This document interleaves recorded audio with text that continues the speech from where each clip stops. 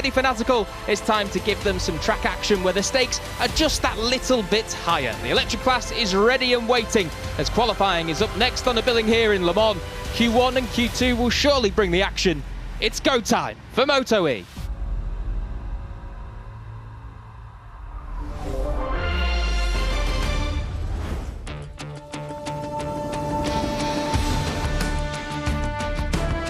So hello and welcome then, and here we are in Le Mans, and as you can see that surprisingly the sunshine has stayed all day here in Le Mans, and throughout the weekend I have to say it's looking pretty good as well. But here we are then for qualifying for the MotoE class. Already plenty of track action underway today for MotoE with FP1 and FP2, and certainly some drama to go into that, which we will dive into momentarily. But here it is then, Jack Gorst and Neil Morrison alongside me in the commentary box, and down in pit lane under 26 degrees of heat is Fran Wild, so hopefully she's not cooking too hard down there, but it is certainly a toasty one for what we normally expect in Le Mans. Usually grey skies and rain and wind that is going absolutely sideways is what we expect here in the northwest of France, but certainly a good one today. Neil, we already have a little bit of drama to run through, as we do say, from the practice sessions this morning and later then this afternoon. Two of the big hitters are in Q1, which perhaps one of them we maybe aren't so surprised from current form as we saw in Portimao, but the second definitely we did not expect. Yes, absolutely. The current champion is going to be in this Q1 session. As you can see there on the left-hand side of your screen, the guys that have already qualified for Q2, they're on your right. And on the left you have Q1. Names like Mantovani, Casadei, of course, who won a race in round one, Matteo Ferrari, who won a race here last year, as well as Kevin Zanoni, Finello, Roccoli, Chaz Davis, Herrera, and Armando Pontoni. They will all be lining up in this first qualifying session that will last 10 minutes long.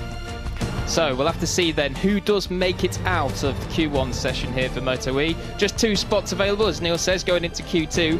And certainly there's two riders that you would usually say are your absolute dead certs to go through in Mattia Casadei and Matteo Ferrari. But Matteo Ferrari, somewhat out of sorts so far in the 2024 season. We know he had a really difficult weekend back in Portimao. Again was in Q1, didn't make it through to Q2.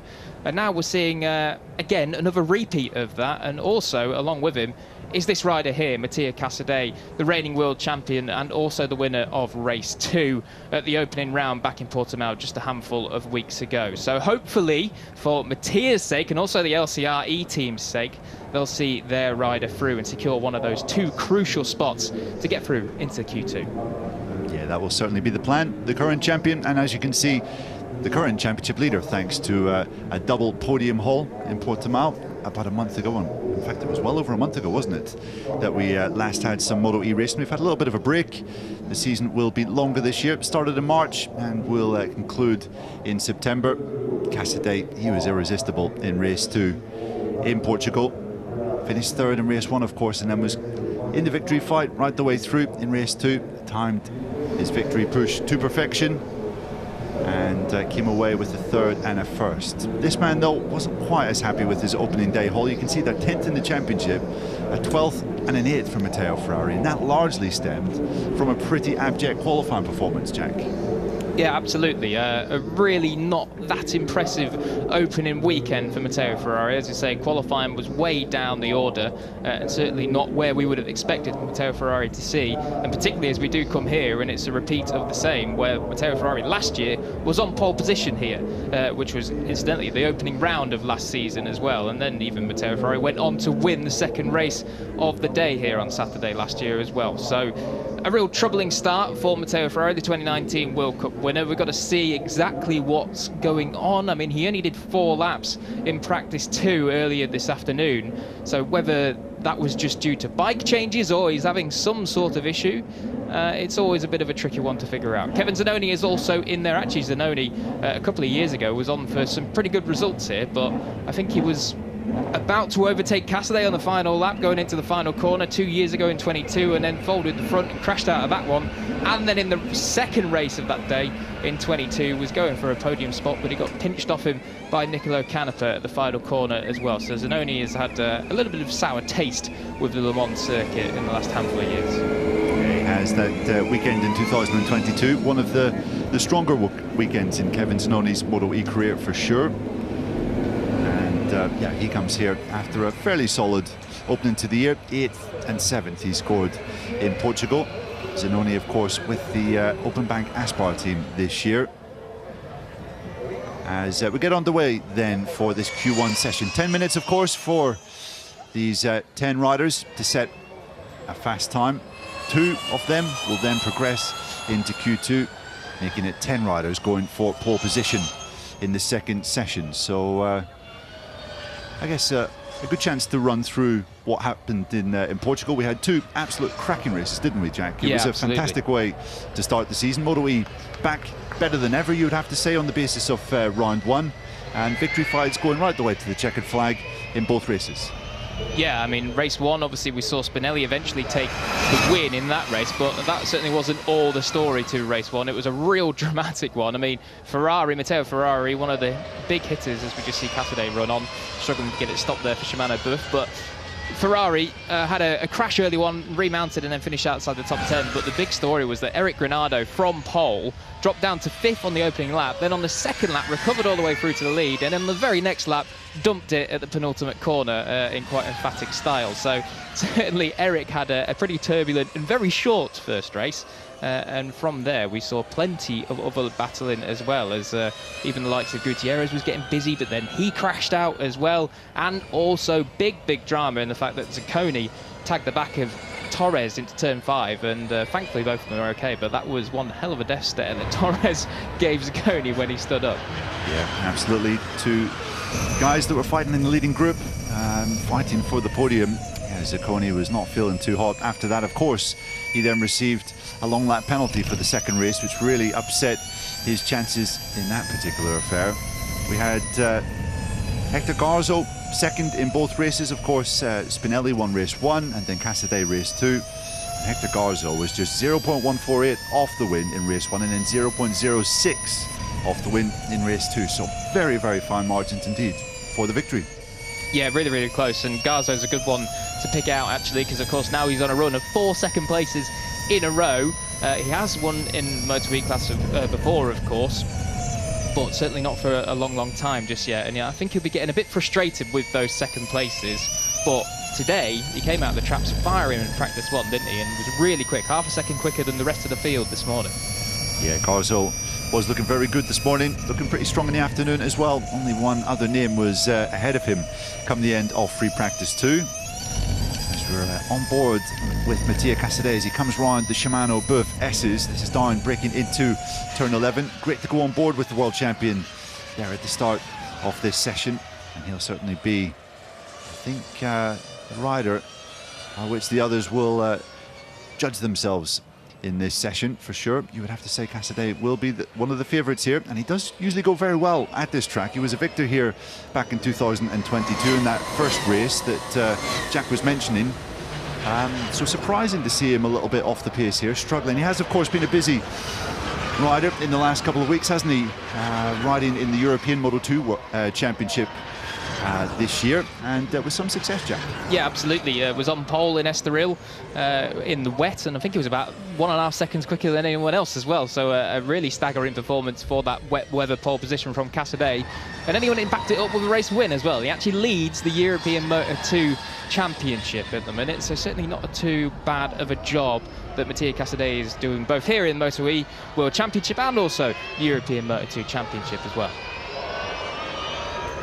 Yeah, so one of a number of riders in this category that splits the time across MotoE and then another championship on another type of machine as well. And delighted to say that we can welcome Fran Wild into the broadcast. Fran down in pit lane. Fran, how's it going, and how do you see this qualifying session? Hello there. Mainly, my overarching feeling at the moment is that it's extremely warm. Gone are the bad luck vibes of last year, when so often the weather seemed to come in when it was time for MotoE and we had spots of rain and some unknown conditions, but today it is warm, and the contrast between certainly these guys' first taste of the track this morning at 8:30 and now is very significant. But there's some quick laps coming in now, and yeah, surely the favourite in this session so far has got to be Casadei for his track record, but also for that lap that he's put down here. Yep, fair point that, Fran. And yeah, interesting observation as well. I mean, we did have good conditions, perfect conditions, you would say, for a Friday morning here earlier. But the temperatures that these guys were experiencing at, what, 8:30 on Friday morning, quite a bit different to the 27, 28 ambient temperatures, or ambient degrees temperatures, that we have now. So, yeah, I think it will take a little bit of getting used to, as we see Kevin Zanoni jump up ahead of Casadei. Yeah, and that lap is a new lap record by about 100th of a second. So already the lap record from last year is gone. We're down to a 140.091, thanks to Kevin Zanoni there, as you can see. So certainly the lap times are fast. As we do say, it's hot out there, but not hot enough to give them any trouble in terms of lap time. Yeah, and this will be a concern to Matteo Ferrari. I'm not sure, Fran, if you can maybe find out what exactly is going on, but clearly the Italian is not happy with his machine in this session. He's down in 10th, 2.5 seconds off Zanoni's fastest time, and this threatens to be an absolute disaster for the 2019 MotoE World Cup winner. Ferrari on course to be starting from the back of the grid at this rate. Yeah, from the front of the grid last year to the back of the grid this year, potentially. Certainly not the type of progression that Matteo Ferrari will be wanting, as we see he's one of what we would have assumed would be one of his title rivals this year, Mattia Casadei, hoping to improve on his lap time, pretty close to what he was doing before anyway, 0.243 off as we come through the third split. Only got a couple of hundredths before he goes over what he's already done anyway, but Matteo Ferrari, that sight is all too similar.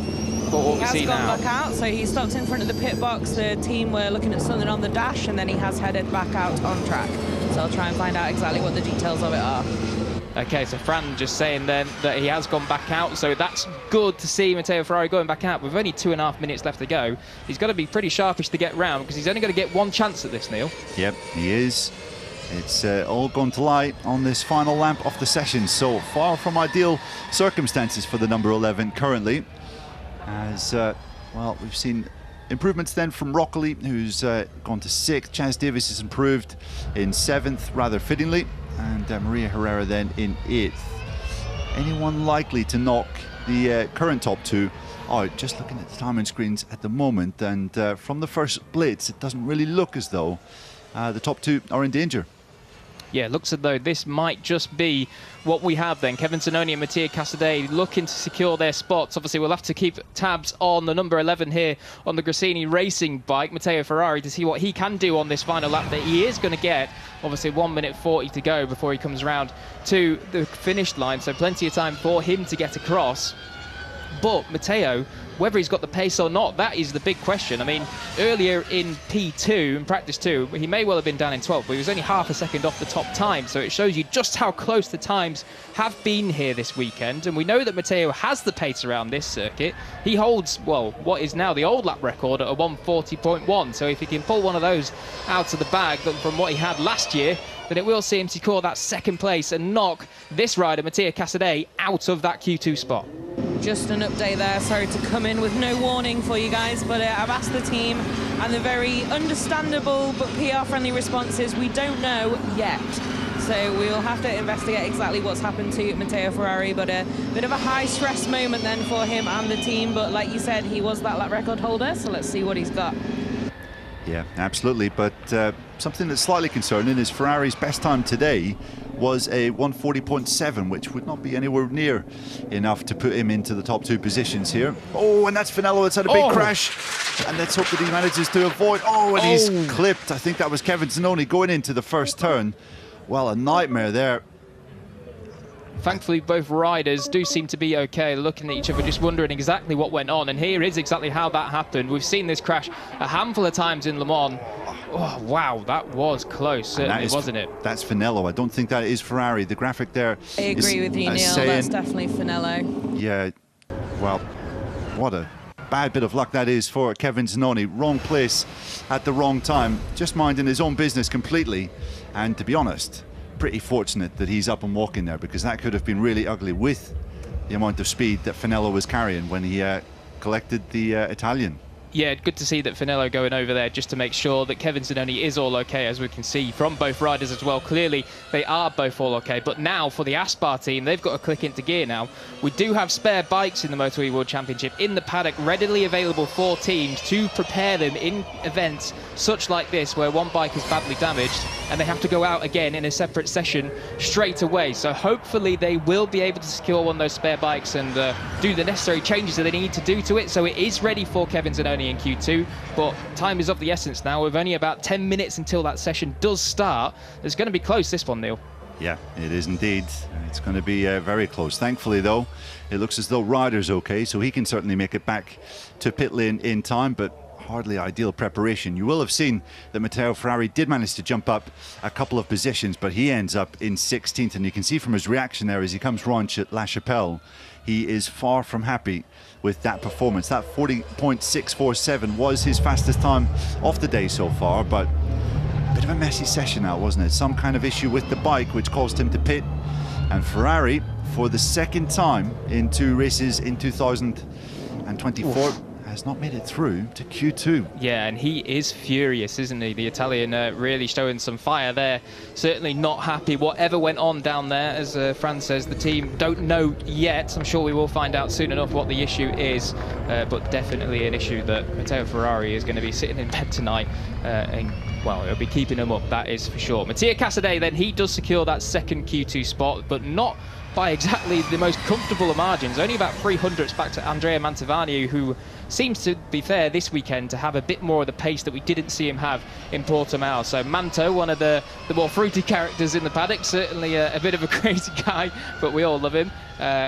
Close this weekend, and good to see him making a little bit of progress in terms of that outright pace, but not quite enough there to pinch that spot from Casadei.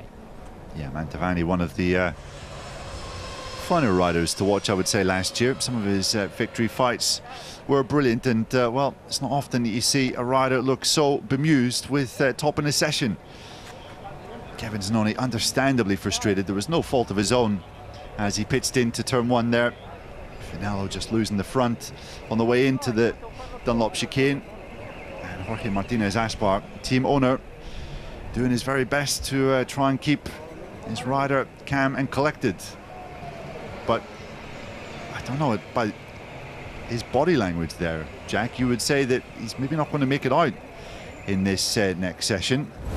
Yeah, it does seem more of like a kind of consolation talk and pat on the back there for Zanoni. This is the incident then. You just see that Finello certainly, I mean, we've seen so many crashes there like this in Le Mans, and it just so happens that Zanoni was right in the wrong place at the wrong time. Thankfully, it only made contact bike on bike and not on Zanoni, so he is all okay, as we do see Jordi Torres there, his teammate, just also standing there and listening to exactly what's happening and what will be going on. But as you say, Neil, it doesn't look like there's particularly much of an effort to get back out.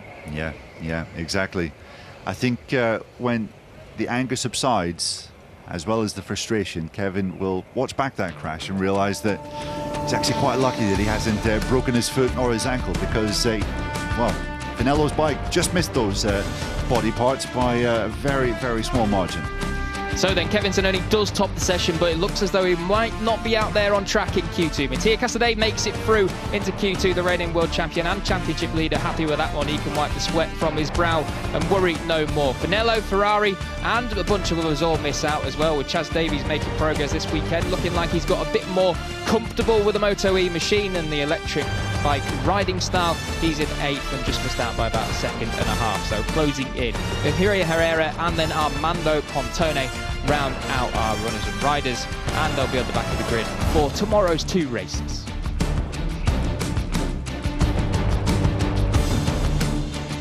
So then, a very dramatic Q1 session here in MotoE qualifying. Matteo Ferrari misses out on the Q2 spot for the second time in the first 2 rounds of 2024, but in this man's case, the number 21 of Kevin Zanoni, he may well have got that Q2 spot, but it looks as though it's all going to be immaterial. We'll be back for Q2 in just a few moments.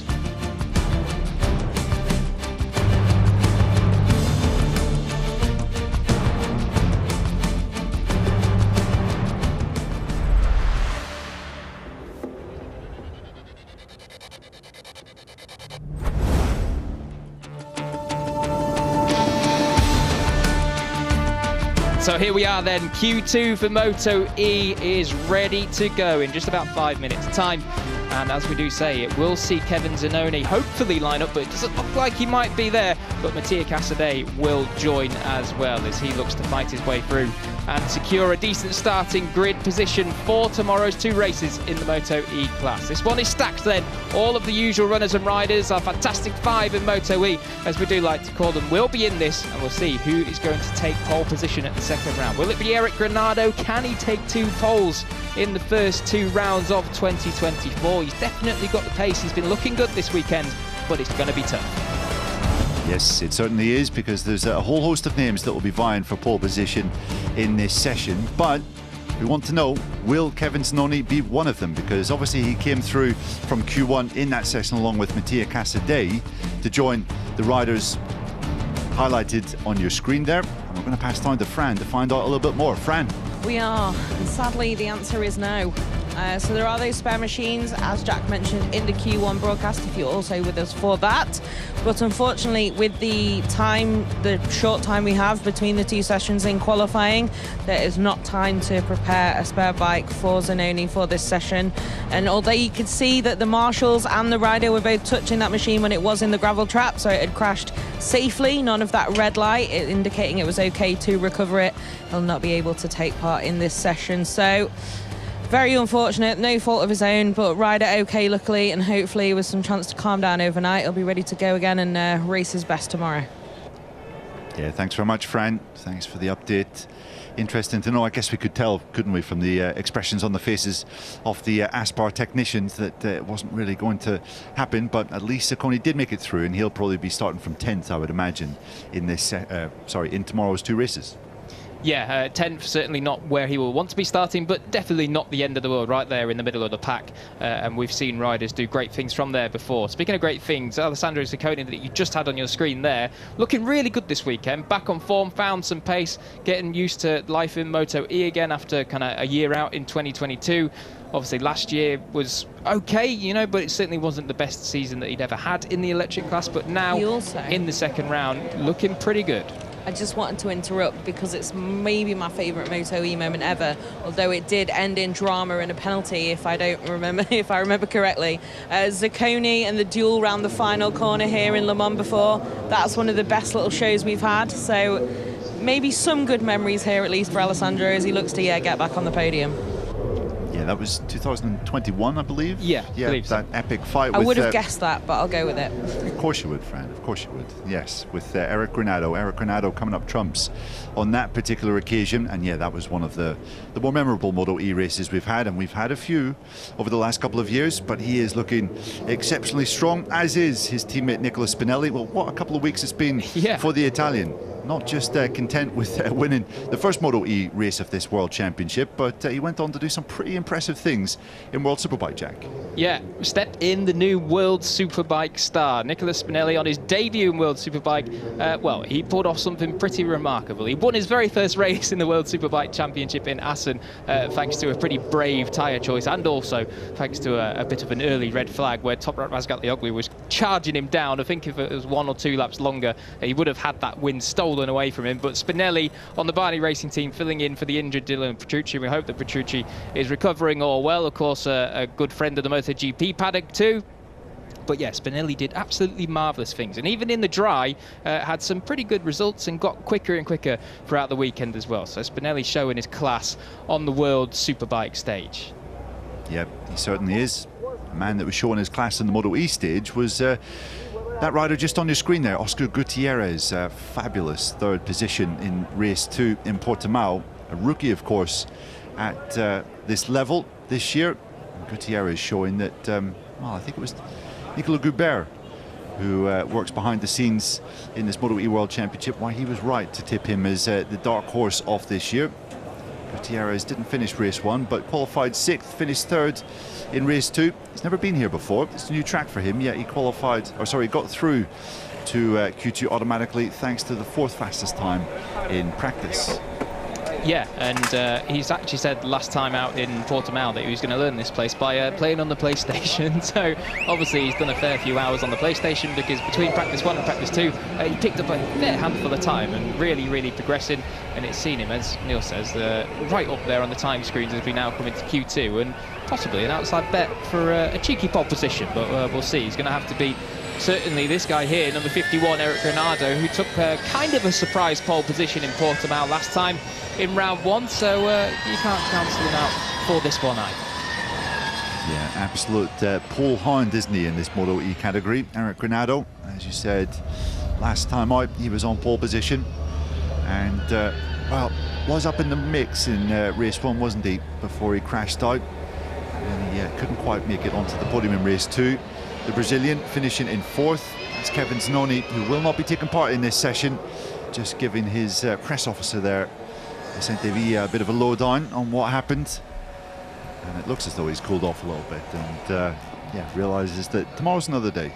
Yeah, hopefully that quote that he's giving there is more of a reflective one rather than a frustrated one, because certainly it shows that Kevin Zanoni's got a good bit of pace to him, getting through that Q2 session and taking the all-time lap record, and hopefully we can see him do some good things in the races, because in practice he was looking good as well. As we do say about the number 99, Oscar Gutierrez, definitely one to watch out, but also Mikel Pons. Mikel Pons was going decently in Portimao, wasn't he? But in one of the races he crashed out going into turn 8 when he was running 5th or 6th. So certainly Mikel Pons showing still that he's quite a handy rider in MotoE class, but just needs a little bit of luck to go his way, and hopefully that luck does start to come in here this weekend in Le Mans.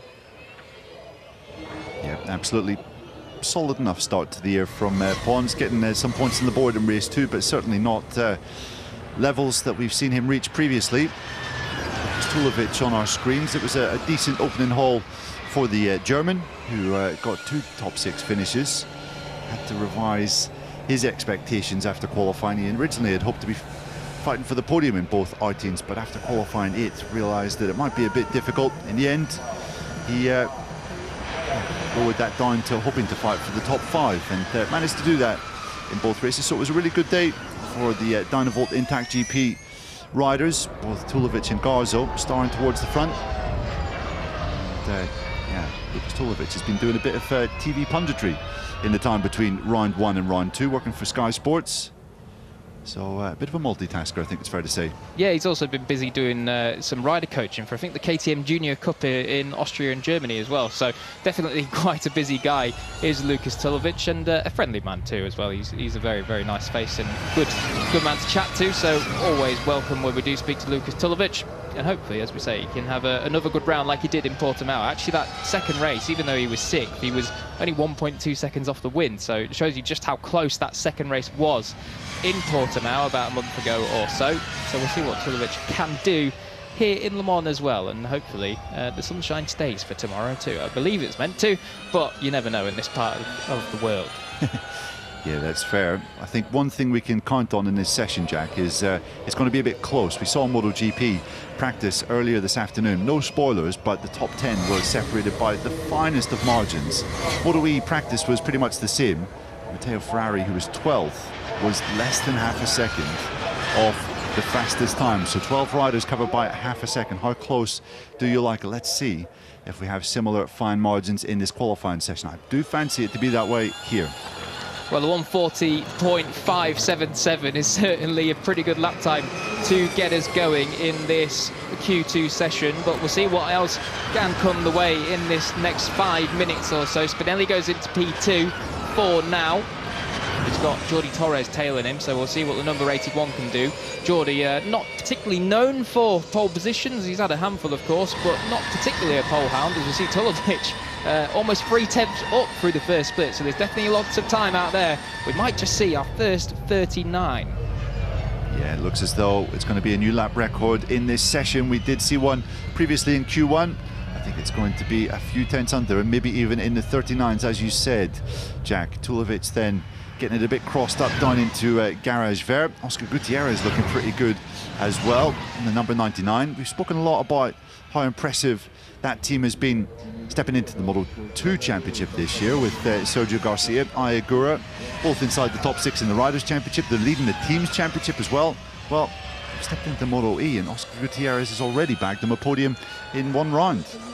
Yeah, certainly having, should we say, good beginner's luck, but it's definitely not luck. It's lots of hard work and talent going on down there in the Access MSI squad, and lots of hard work and talent is what you see in there from Eric Granado as well, who does improve on his time and takes it down to a 140.1, so certainly not too bad. Oscar Gutierrez goes to a 40.4. That's a couple of attempts quicker than what he did earlier today, but Hector Garzo might be the one to watch here. We'll see when it updates on the Delta coming through the last split, but at the minute he's 4.5 tenths up. I presume that is on Eric Granado's previous time, but that might still see him take provisional pole for now.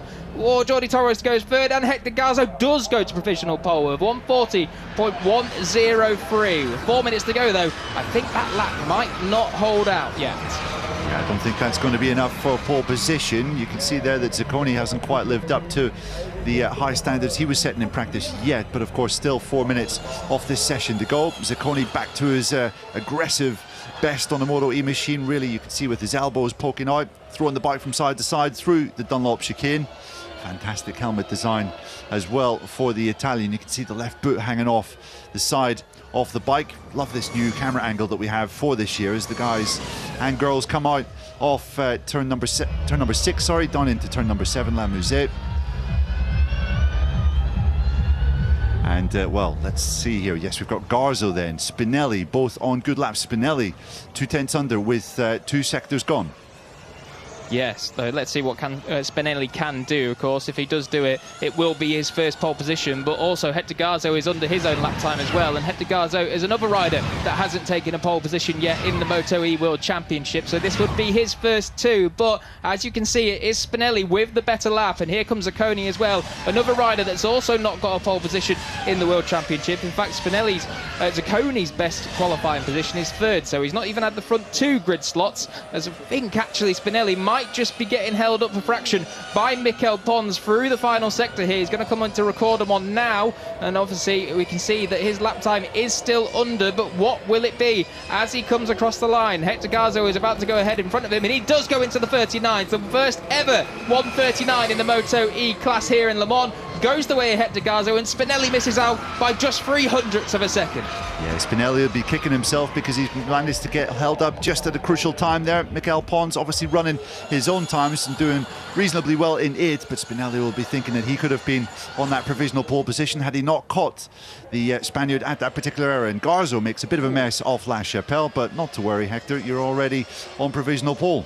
Yeah, we saw Marc Marquez do that earlier in MotoGP practice as well, so certainly a mistake that we see plenty of riders make around this tricky Le Mans circuit. Lots and lots of trail braking here with downhills and uphills, off cambers, and also on cambers as well. We see Gutierrez then, 0.1 off halfway round. He's about to come through the 3rd split as we pass after the Shimano Berv S's here, and certainly if Oscar Gutierrez can, well, if he can hold 0.1 to the line, he'll go into the front row of the grid. But I was going to say, it's going to be tricky to hold that 0.1 to the line, as you now see him go 3 tenths back. Behind him, Eric Granado is on a fractionally better lap, but it's Zacconi the one with the red helmet through sector 2. Yeah, it is indeed Zacconi, the fastest rider off the lot through the practice sessions. He's looking incredibly strong. You can see Gutierrez using all of the curbs on the outside of turn 13, keeping it well within track limits as he exits Recordamont. Gutierrez has had a good old session here, and he confirms his place on the 2nd row of the grid. Granado did manage to improve on his latest lap, and look at this for a freight train, led by Zacconi, who has lost a little bit of time in sector 3. Yeah, Zacconi, Pons and Spinelli, and a couple more tagged along the back as well. We'll see what Zacconi can do. He was pretty good in the 4th sector despite being held up last time, but this time it does go away. I wonder if he just had to pick his way past Mikel Pons at some point on that lap, and that's what maybe led him to lose that time. But good placement for Mikel Pons now, because Zacconi, without doubt, is looking like the one to trouble the most on that very top spot here in Q2. And this is the last chance he's going to get. So if Pons can get the forks in, get the hooks in into the back of Zacconi, who can drag himself round to a decent qualifying position. Yeah, if qualifying in Portimao was anything to go by, the kind of best laps were more at the start of the session, and the tyres maybe dropped off a little bit in the closing minutes, although it looks as though these riders are going to prove that theory completely wrong. You can see Granado is perched to do a little bit better on this lap, and Garzo, he's under at sector 1. Yeah, here comes Garzo then through sector 2, and he's found another 100th of a second, 11 thousandths to be precise. So Hector Garzo looks like he's going to try and mitigate any sort of damage that he's going to have on that provisional pole by just improving his own lap time, which is, of course, is the best way to go about it. Jordi Torres, even though he's just under 2 tenths off, he has gone grey through the second split. Shows you just how close the times are. Garzo's going to be coming through the third sector any moment now, but look at Spinelli too, just 43 thousandths off as he went through the second split, but he loses it in the third split, and in fact it's Garzo that's picked up some more time as well. 56 thousandths of a second under his own lap now. We'll see if he can hold that one to the line. We could be about to witness another absolute lap record for the MotoE category at this Le Mans circuit, and here it is coming round. Garzo is the man to watch. He might just be getting held up ever so slightly by Mikel Pons just ahead. Garzo comes across the line and he does lose out just about 2 tenths of a second in that final sector, but not to worry, because Hector Garzo has managed to secure his first ever MotoE pole position. Yeah, he's going to be happy with that one, absolutely. There you can see the realisation setting in that he is on pole position for the first time in the MotoE World Championship, and I've got to say, it's a surprise that it's actually taken him this long, because he's always had the pace, has Hector Garzo, been in this MotoE World Championship for a number of years, on and off, in between spells between Moto2 as well. But finally, the number 4, Hector Garzo, does take his first ever pole position in MotoE with a fantastic lap time and the first ever 1:39 around Le Mans. Yeah, doing it in style with a new all-time lap record. How about that for a day's work? Hector Garzo building on that excellent momentum that he created in Portugal well over a month ago when he scored a pair of second places. Spinelli back in with the top names. Second place. We're coming to get used to this, aren't we, with Nicolas Spinelli? We have to remind ourselves occasionally that this is his second year in the MotoE World Championship. So still relatively inexperienced compared to some of his competitors, but he's not really riding in that way, is he? Spinelli, a fantastic performance. He'll be starting from the middle of the front row tomorrow. Yeah, 2 second place grid slots for Spinelli then to start the year in the opening 2 rounds of the 2024 season. And of course, this was the venue last year where he did take part in his very first MotoE race, and he was running pretty well too. He was chasing kind of the trio at the front, but unfortunately crashed out about 3 or 4 laps in through the Espla towards the end of the lap. So hopefully the same fate doesn't befall him this year, and I'm sure it won't, because Spinelli has been looking in fine form in 2024. Eric Granado then secures another front row, obviously pole last time in Portimao, but third place on the front row will definitely do for the Brazilian here in Le Mans. Yeah, will do indeed. Granado ensuring that he maintains his 100% front row qualifying record this year with that third position. It's a bit ridiculous saying that stat, isn't it? Just round 2. No, you can go for it though. Technically it's correct. It is correct, but maybe not that eye-catching. Good stuff though from Eric, who started this season quite well. It will be a very closely contested race, in fact pair of races tomorrow, because we had just over 3 tenths of a second separating the top 7 in that qualifying session. And Mikel Pons, Lucas Tulovic were unable to quite match that pace. I'm not quite sure what happened to Tulovic, who was maybe just not able to achieve a clean lap time in this session. He'll be coming through from the back of the third row, both of tomorrow's audience. Yeah, so of course that does mean then that Zanoni unfortunately will start from 10th on the grid after not being able to take part in this Q2 session. But for Kevin, I don't think he'll be too upset once he does, as we say, calm down and reflect on exactly what happened with that incident late on in Q1. And certainly, as we say, Le Mans has provided such incredible close racing for the MotoE class in recent years. You think back to that 2021 race where it may have been Zacconi and Granado going for it in the final corner, but there was a string of about 7 bikes all in that lead group. So definitely for Zanoni, if he gets a good start and can pick up 3 or 4 places in the first lap, he'll be right in with a hunt of a podium for sure. Yeah, I think that's a safe bet. Yeah. MotoE races at this venue have resembled Moto3 races in years gone by. Certainly hoping that we'll be experiencing that tomorrow as well. We are expecting a blockbuster crowd at the Le Mans circuit. I think we had the biggest attendance in history here 1 year ago, and I don't think it will be that far away on Sunday this year as well. So I'm sure there'll be 2 great MotoE races to entertain the fans. I believe it was around 271,000 or something for the entire weekend here last year at the French Grand Prix in 2023. So definitely some pretty incredible attendance. And from what we've seen so far this weekend, Neil, as you say, hopefully we won't be too far away either. It's definitely been pretty busy. We see even on Thursday yesterday with a little pre-race show. And here is Eric we're talking down with Fran in Parc Fermé. So Eric, it's 100% front rows so far in 2024. We're saying it's been 2, but another job well done this weekend to start from the front. Are you happy enough with that? Yes, I'm very happy. We did a great job today. I'm feeling so good on the bike. Every session I improve my feeling, I improve the feeling with the bike. And yes, I did a great session. I was alone trying to improve myself because in the race this is important. In Portimao I was struggling a little bit to do it alone, and here I'm capable to do it by myself. So this is so important, give me confidence for the race. So yeah, let's go for it. I hope I can have a great race tomorrow and enjoy a lot with all the people here in France. That is crazy how many people we have here. Congrats. Obrigado, tamo junto, amanhã vamos pra cima. So, big talk then from Eric Granado, saying that he feels much more confident than he did in Portimao and can hopefully do the pace on his own, as we see Oscar Gutierrez going through the frame. And there is the number 51 on the LCR team machine. Certainly always loved the flair of yellow and vibrant colours from Eric Granado. And definitely, you've got to say, Neil, he looks really good this weekend, and you wouldn't be surprised if he go and pick up a victory or even 2.